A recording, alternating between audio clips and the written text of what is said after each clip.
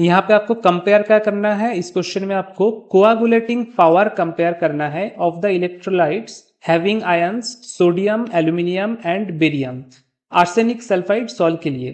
तो सॉल्व क्या होता है, सॉल्व हम बोलते हैं अगर कोई colloidal solution in A continuous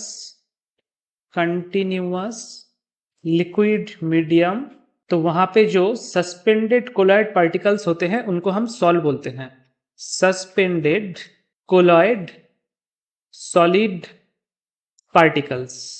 अब सॉल्व की एक खासियत है कि अगर मान लीजिए ये एक सॉल्व पार्टिकल है, ये एक सॉल्व पार्टिकल है, ये एक सॉल्व पार्टिकल है, तो इनके आउटर सरफेस में या तो फिर पॉजिटिवली चार्ज्ड या तो फिर नेगेटिवली चार्ज कोई एक कैटायन या फिर कोई एक एनायन अटैच्ड होके रहता है।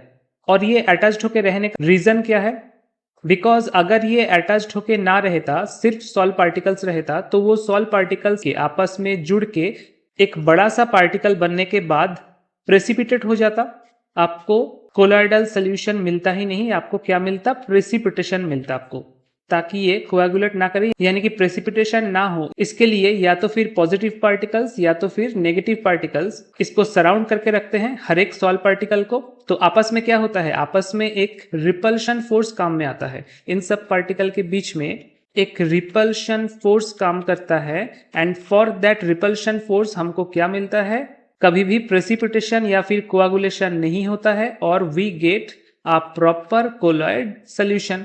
अब सॉल्व दो तरीके का होगा, सॉल्व पार्टिकल्स के ऊपर अगर पॉजिटिव चार्ज एड्सॉर्ब हुए हैं, पॉजिटिव कैटायन अगर एड्सॉर्ब हुआ है सॉल्व पार्टिकल के ऊपर, तो उसको हम बोलेंगे पॉजिटिव सॉल्व। और अगर नेगेटिवली चार्ज्ड पार्टिकल यानी कि कोई एनायन को एड्सॉर्ब किया है सॉल्व पार्टिकल ने, यहाँ पे ध्यान रखिएगा ये एड्सॉर्ब है नॉट एब्सॉर्ब, एड्सॉर्ब यानी कि सरफेस फेनोमेनन। तो नेगेटिवली चार्ज्ड पार्टिकल अगर एड्सॉर्ब हुआ है तो उसको हम क्या बोलते हैं, उसको हम बोलते हैं नेगेटिव सॉल्व। पॉजिटिव सॉल्व का कुछ एग्जांपल क्या है, मेनली हाइड्रेटेड मेटालिक ऑक्साइड या फिर हाइड्रोक्साइड भी आप बोल सकते हो, हाइड्रेटेड मेटालिक ऑक्साइड जो है जितना भी है वो पॉजिटिव सॉल्व के कैटेगरी में आते हैं, जैसे कि एल्यूमिनियम ऑक्साइड .XH2O, फिर Fe2O3 .XH2O, फिर chromium oxide CrO3 .XH2O etcetera. और कुछ नॉर्मल ऑक्साइड्स भी जैसे कि टाइटेनियम डाइऑक्साइड, हमारा जो ब्लड है उसका component haemoglobin, these are in the category of positive sol. Negative sol में क्या क्या आता है, मेनली जितने भी मेटल्स है, metals are belong to negative sol category, जैसे कि कॉपर हो गया, फिर सिल्वर हो गया, फिर गोल्ड हो गया। देन जितने भी मेटल का सल्फाइड है, फॉर एग्जांपल AS2S3, इसी का जिक्र किया गया है हमारे क्वेश्चन में, आर्सेनिक सल्फाइड AS2S3, फिर antimony sulphide Sb2S3, cadmium sulphide, ये सभी है negative sol. Some other examples are starch, starch क्या है, नेगेटिव सॉल्व है। जिलेटिन क्या है, ये भी नेगेटिव सॉल्व है। नेगेटिव सॉल्व मतलब जैसे कि आर्सेनिक सल्फाइड के बारे में हम बात करेंगे, आर्सेनिक सल्फाइड कोलॉइड पार्टिकल के ऊपर सरफेस में सल्फाइड एनायन प्रेफरेंशियली एड्सॉर्ब होकर रहता है।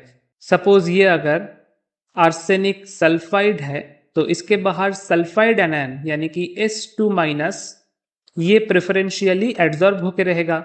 अब ऐसे जितने भी सॉल्व पार्टिकल सोल्यूशन में हैं वो आपस में रिपल्शन करेंगे और इसीलिए कोआगुलेट नहीं होगा यानी कि प्रेसिपिटेशन नहीं होगा। तो प्रेसिपिटेट करवाने के लिए क्या करना होगा हमको, हमें एक ऑपोजिटली चार्ज्ड आयन को सोल्यूशन में ऐड करना पड़ेगा। इन दिस केस वो होगा पॉजिटिव आयन यानी कि कोई कैटायन।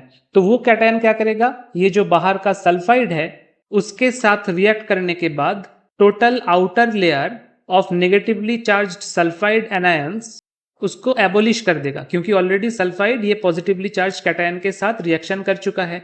तब बाकी रहेगा सिर्फ AS2S3 यानी कि आर्सेनिक सल्फाइड पार्टिकल। अब आर्सेनिक सल्फाइड पार्टिकल्स बहुत सारे आपस में कोआगुलेट करेंगे एंड हमें क्या मिलेगा, प्रेसिपिटेशन मिलेगा।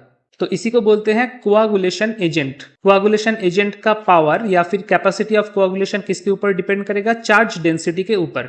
जैसे हमारे पास 3 दिया गया है as coagulating agent, sodium, aluminium and barium. Among these three, सबसे ज्यादा चार्ज डेंसिटी किसका है? एल्यूमिनियम का सबसे ज्यादा है +3, उसके बाद है बेरियम 2+ एंड उसके बाद है सोडियम प्लस। तो इसी ऑर्डर में कोआगुलेटिंग कैपेसिटी होगा इनका। एंड ऐसा ऑप्शन आपको कहां पे देखने को मिलेगा? In option number 4। Option number 4 will be your correct choice.